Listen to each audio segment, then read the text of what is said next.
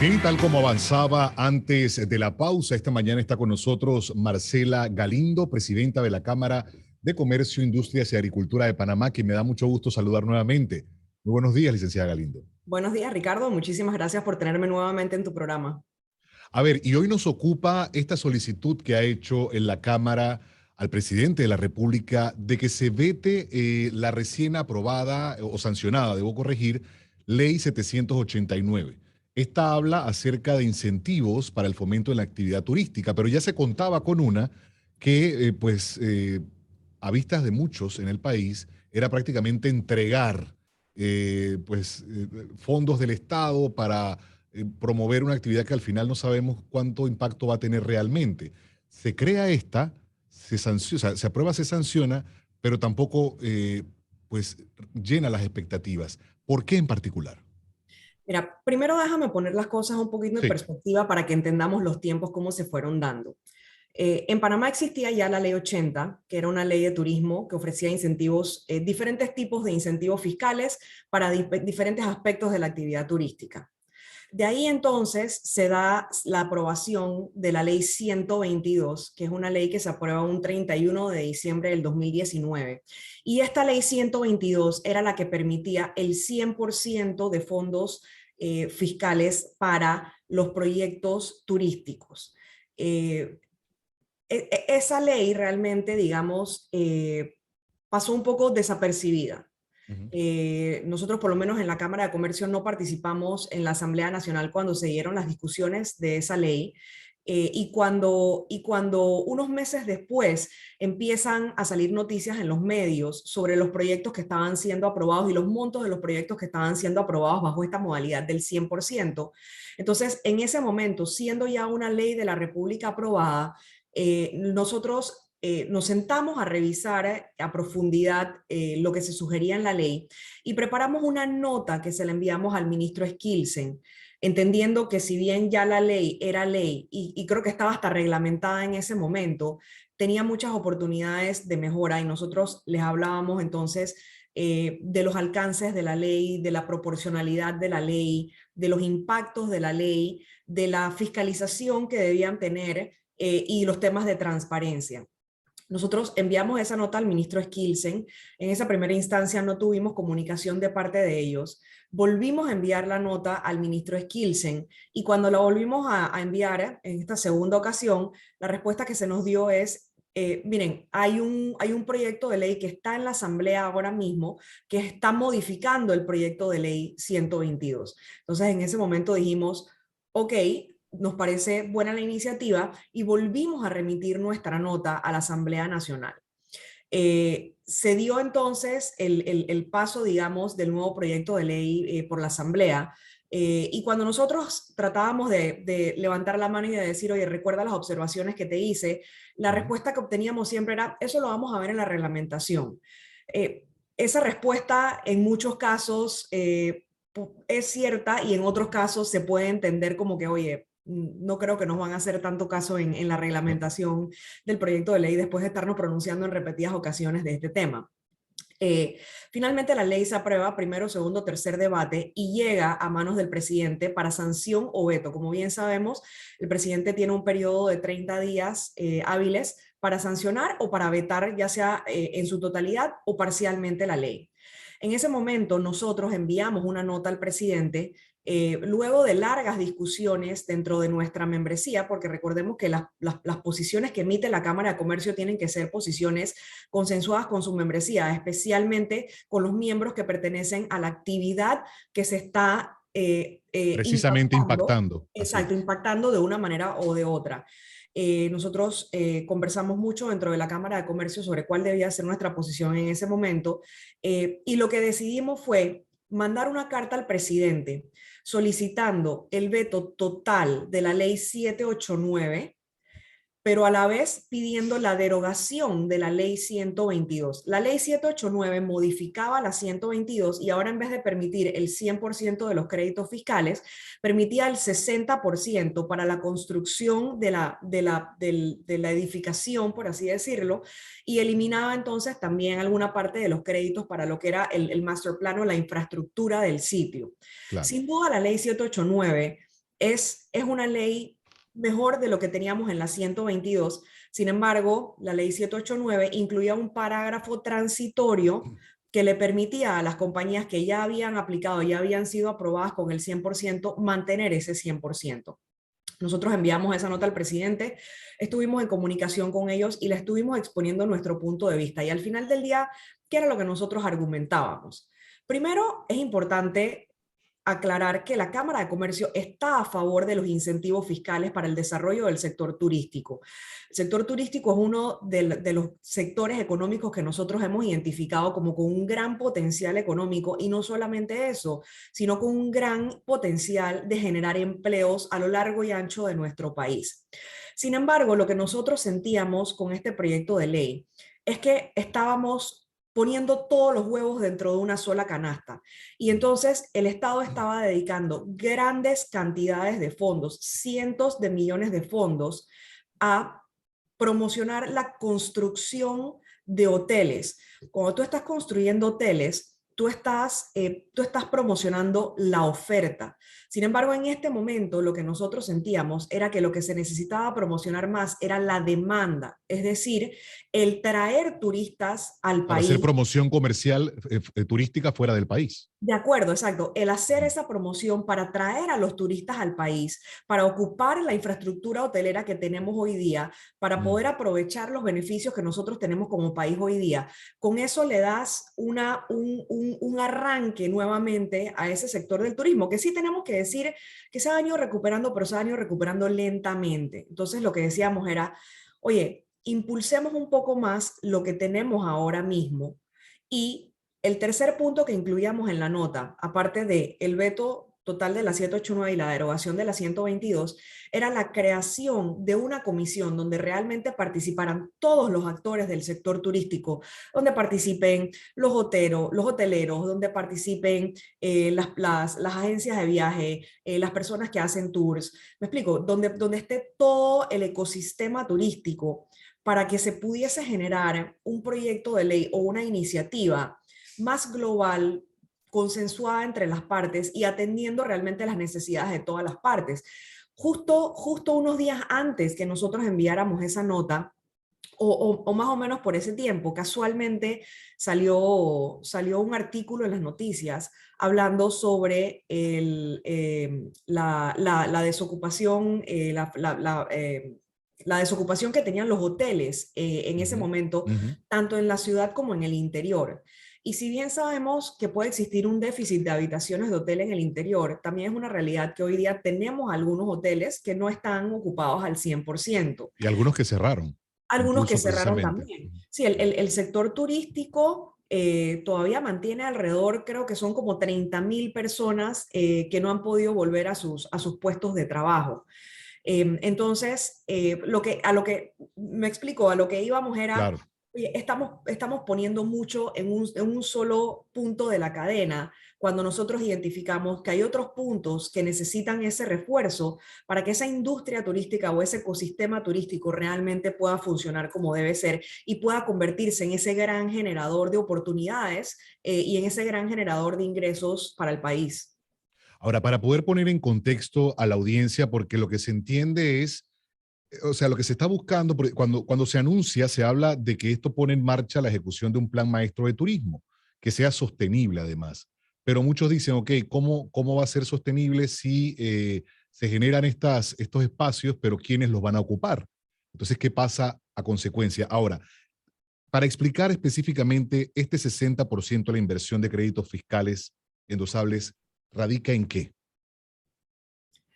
¿De dónde se origina? Para que la audiencia pueda entender qué son precisamente estos créditos fiscales. Sí, mira, es importante también aclarar que esto no es dinero que se le da de un solo al inversor, ¿no? El inversor genera su proyecto, sale, como quien dice, a vender el proyecto y entonces, una vez que el inversor, el desarrollador genera su proyecto, sale a venderlo tanto al mercado internacional o al mercado local.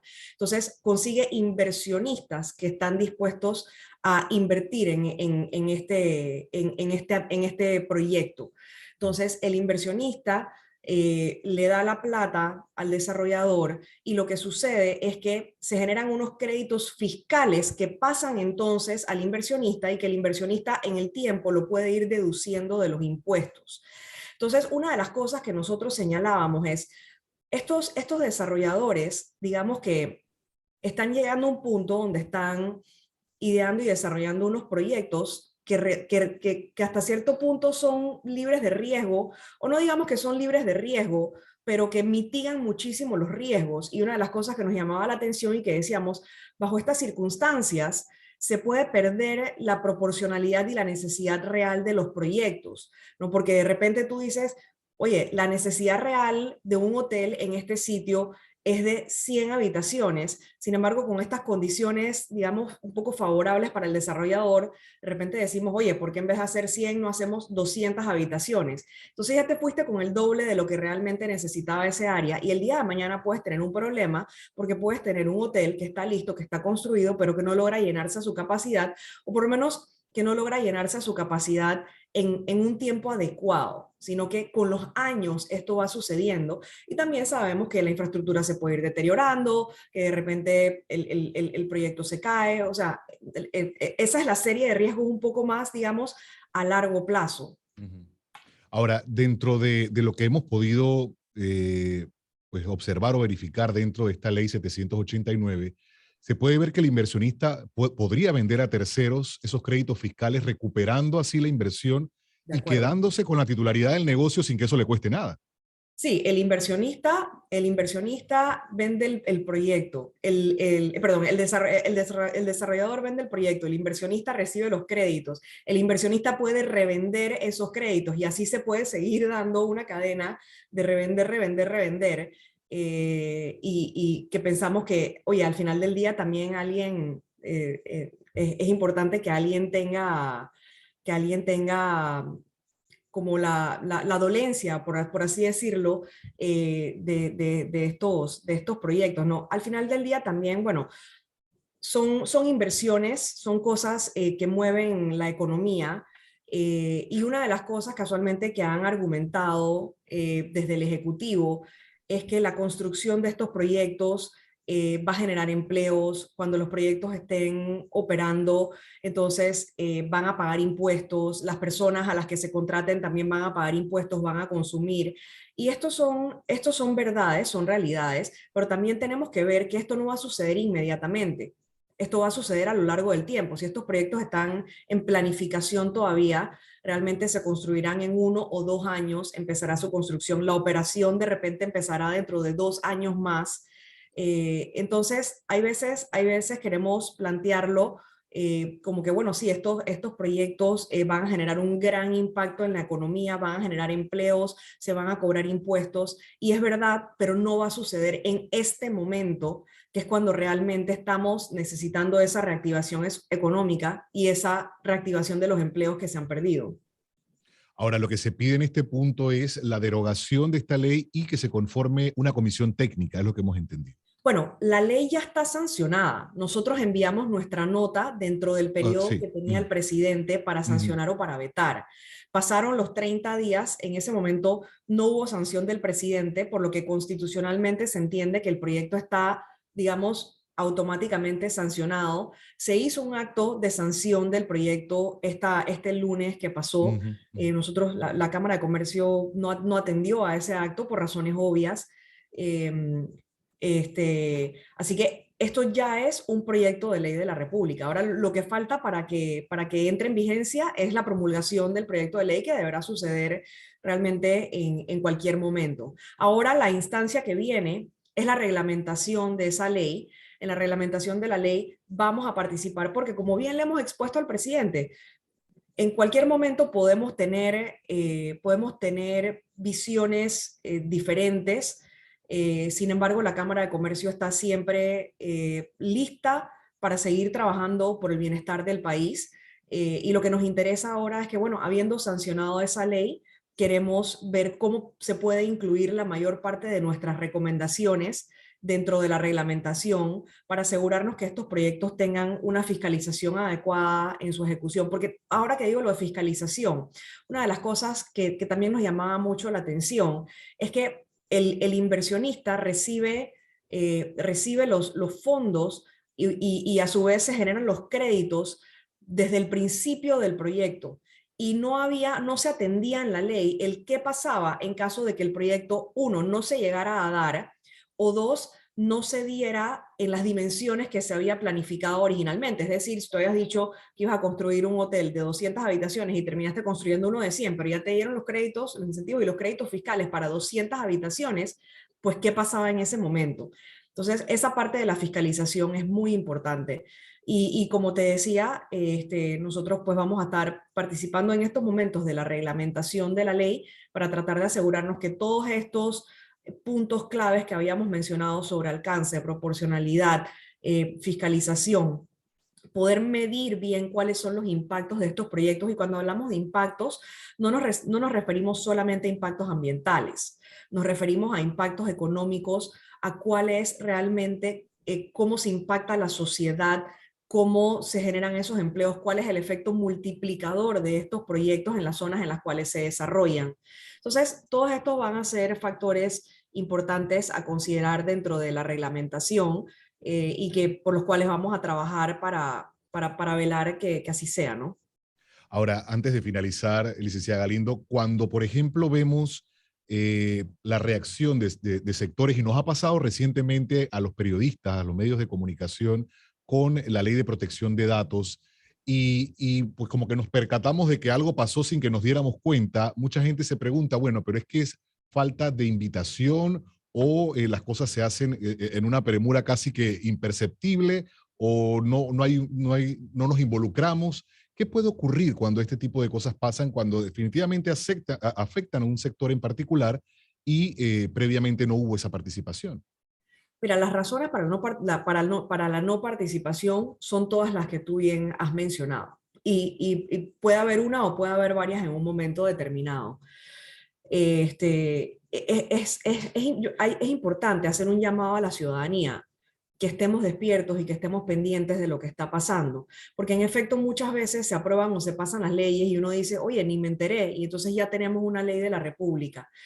En este caso, por ejemplo, nosotros desde la Cámara de Comercio, como te comento, enviamos nuestra posición al presidente en el tiempo que él tenía destinado para hacer la sanción o para el veto, y posteriormente a eso salimos en varias ocasiones a dar entrevistas, a conversar sobre nuestra posición y sobre por qué estábamos planteando esta posición, entrevistas en diversos medios tradicionales, tanto en televisión como en radio. En su momento hubo personas, compañías, gremios, etcétera, que no se expresaron al respecto. Sin embargo, ahora, después que se aprueba el proyecto de ley, hemos visto como un poco más de ruido, por así decir, en la ciudadanía referente a lo aprobado. Así que pues lo que nos resta decir es que estemos un poco más pendientes como sociedad, para poder pronunciarnos en los momentos adecuados. Ya luego que la ley está sancionada y que se convierte en un proyecto de ley, ya es mucho más difícil cambiarla, ya es mucho más difícil derogarla. Como ya saben, para que eso suceda, tienes que hacer una modificación que tiene que volver nuevamente a pasar por todo el periodo, todo el trámite de la asamblea. Entonces, esa es la importancia de poder hacer las comunicaciones en los momentos oportunos.